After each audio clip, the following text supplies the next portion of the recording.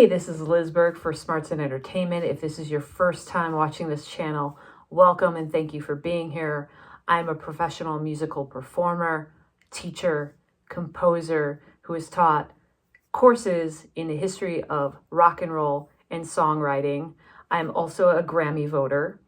I do not know Taylor Swift personally, although I did have the great fortune of meeting her at her 13-hour meet and greet back in Nashville, and I found her to be incredibly kind, charming, sweet, and very wise beyond her years. It was a great experience.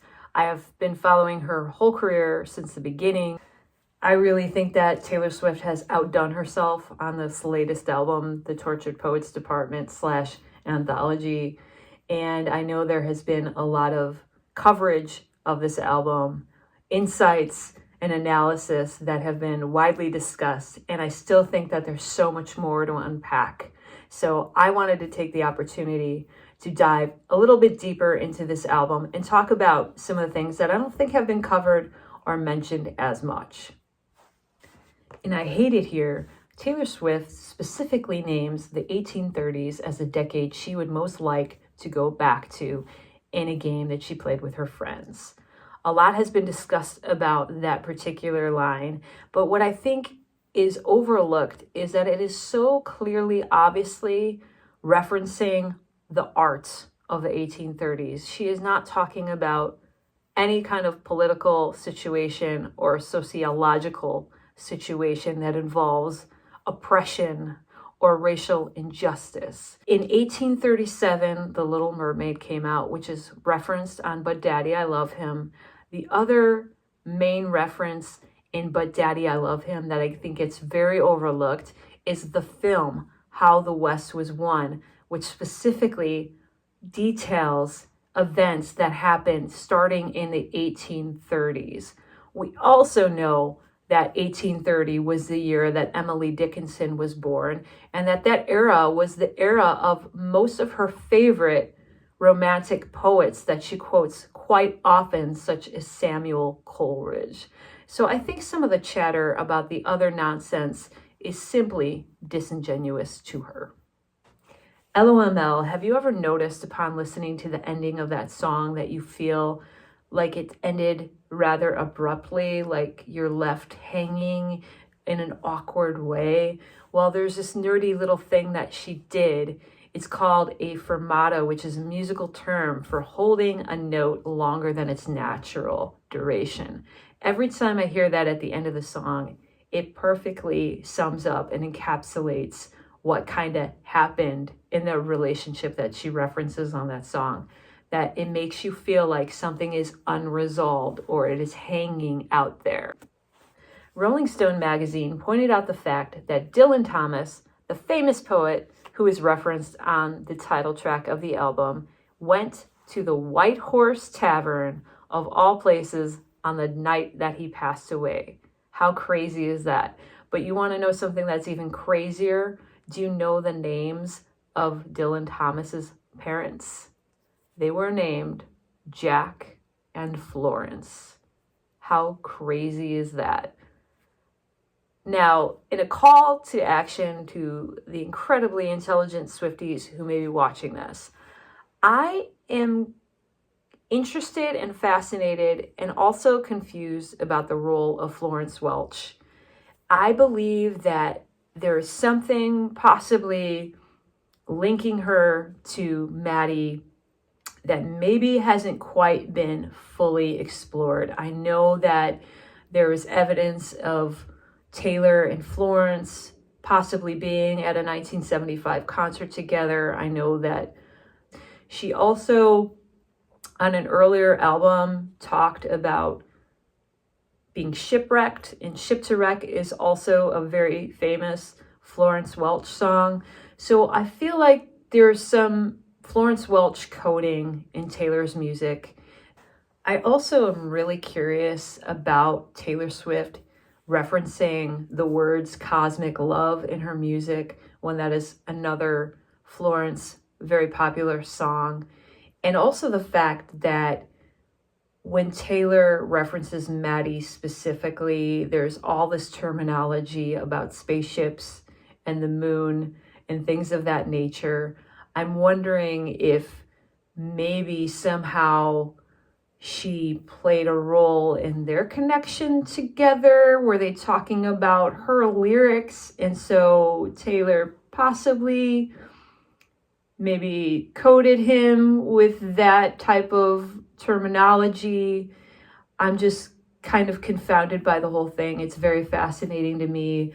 I also think that using Florence on the album was possibly a message to him. Maybe at the time before they were on bad terms, that was another kind of connection that they had as she was starting this album before things got bad with Taylor and Maddie, because it appears that Florida was one of the earlier songs possibly done for the record.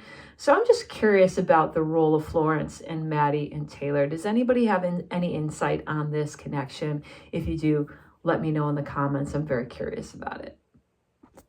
Taylor Swift has talked a lot about liking double meanings. She's obviously such a huge fan of the English language, and many people have mentioned the use of So Long London as a great double meaning.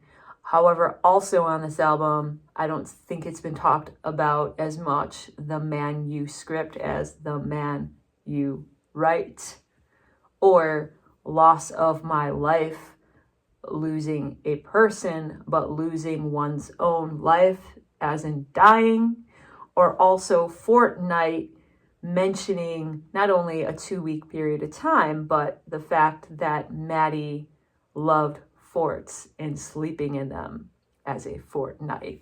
Another way of trolling him. The trolls are so amazingly abundant regarding him. One thing that I find interesting is her actually saying those words, "Who's going to troll you like I do," in the Tortured Poets department. The Tortured Poets department is another area in which I'd like to get some input from the fandom and the very, very smart Taylor fans.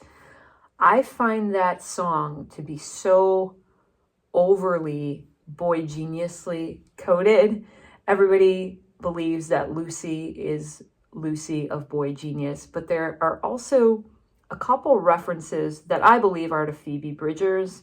If you're familiar with Phoebe Bridgers' writing, she writes a lot about her and maybe her love interest discussing musicians, famous musicians, and the usage of the whole Charlie Puth line still confuses me, especially because he reportedly did not do good by Selena Gomez, who is a really great friend of Miss Swift.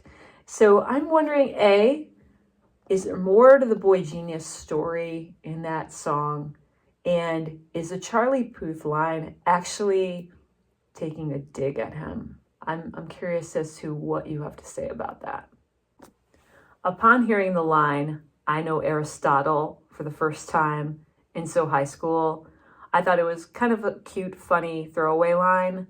But upon doing more research and delving into this whole entire masterpiece, I think it is one of the most telling lines of the whole album. I believe that Taylor Swift has been referencing Aristotle's poetics in a huge, huge way on this album. I think that she has studied that inside out.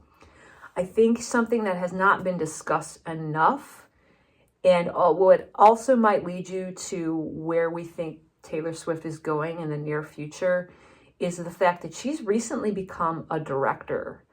Everyone knows that she is heavily involved now in directing the last few music videos that she's done, and she's done them rather successfully.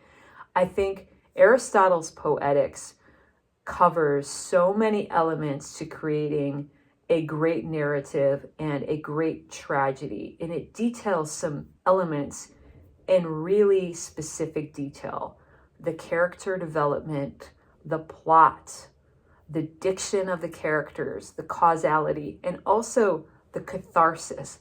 We see the catharsis in the manuscript when she has that kind of realization that these stories are not mine anymore. They belong to the fans. It's like a huge cathartic moment. And this is something that I may actually do a separate video on because I think it is a huge point. But Aristotle and Greek mythology are quoted all over this album. And this is another reason why English teachers are really getting into this record. There are so many literary references, and the literary references have been happening, for a while now. I think it's been reported that Taylor has said if she wasn't a musician, she might be an English teacher. And I think that's just another one of the reasons that you're seeing older women and older people in general are starting to get more into Taylor Swift's music.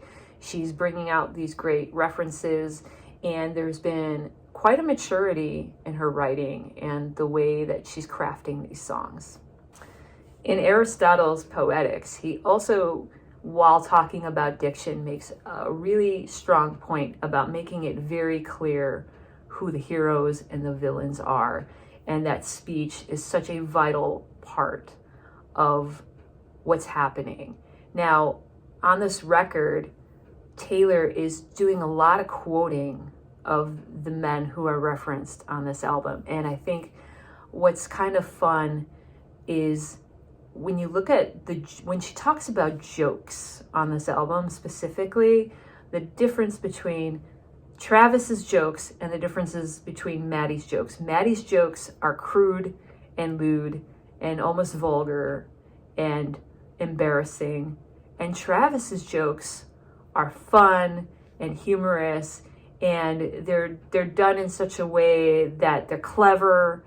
And I think that was very well deliberately done on the part of Taylor Swift in distinguishing between these different characters who happen to be real people.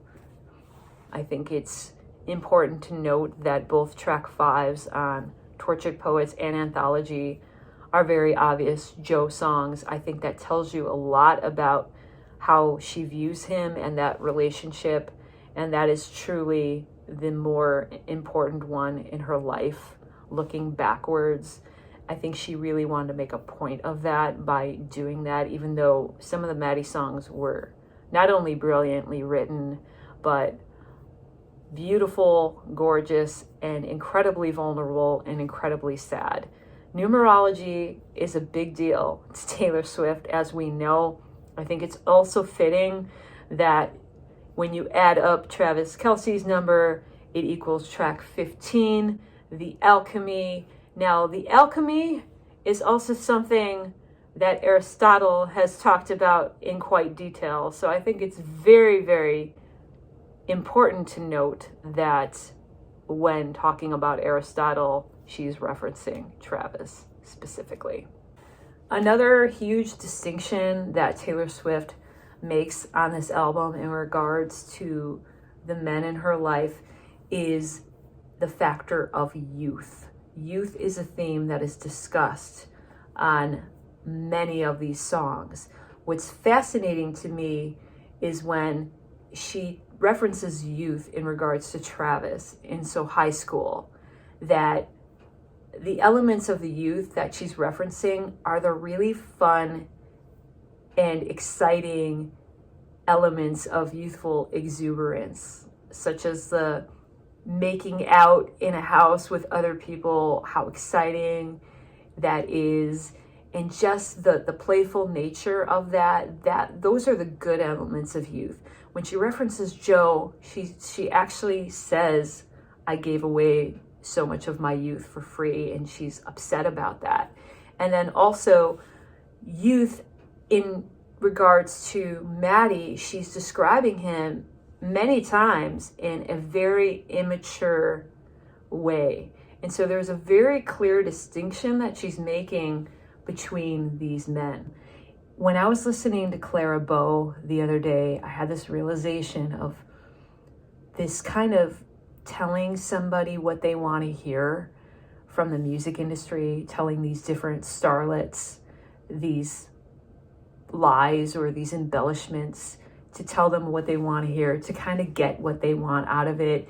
It really hit me that that's exactly what Maddie was doing to her when he was love bombing her. she was at her lowest point and wanting and just hanging on the words of anybody for comfort. And he totally abused that with the lies and the love bombing and the promises that he was making to her.